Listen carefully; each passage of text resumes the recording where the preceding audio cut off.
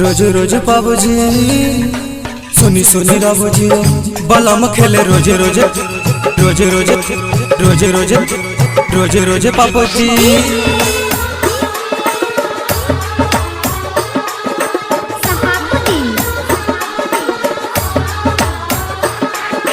सुनी सुनी बाबूजी बलम खेले रोज रोज बाबूजी सुनी सुनी बाबूजी बलम खेले रोज रोज बाबूजी से जिया पे लड़े ना लड़ान जी। सुनी सुनी बाबूजी बलम खेले रोज रोज बाबूजी से जिया पे लड़े ना लड़ान जी। सुनी सुनी बाबूजी हो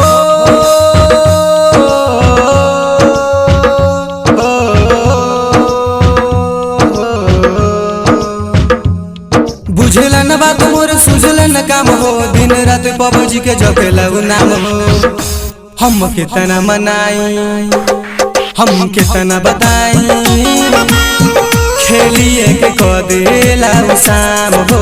सुनी सुनी बाबूजी बलम खेले रोज रोज बाबूजी से जिया पे लड़े ना लड़ान जी।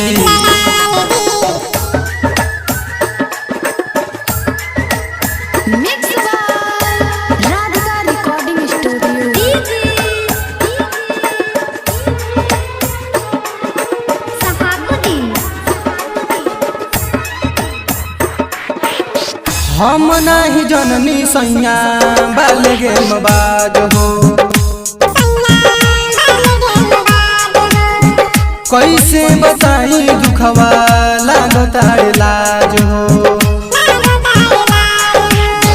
हम नाही जननी सैया बालगे मबाज हो।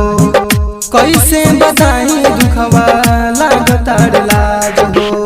कैसे बताई खाली रहे रोज रजाई। कैसे बताई खाली रहे रोज रजाई।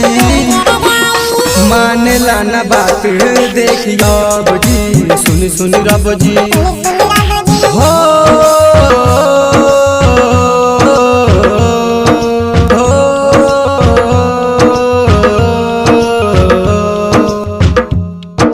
सुजित हरे राम रहतड़े बीजी। राज रविंद्र हमें बुझतड़े जी।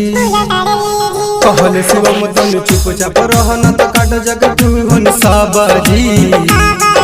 सुनी सुनी राबजी बलम अरविंद खेले बाबाजी।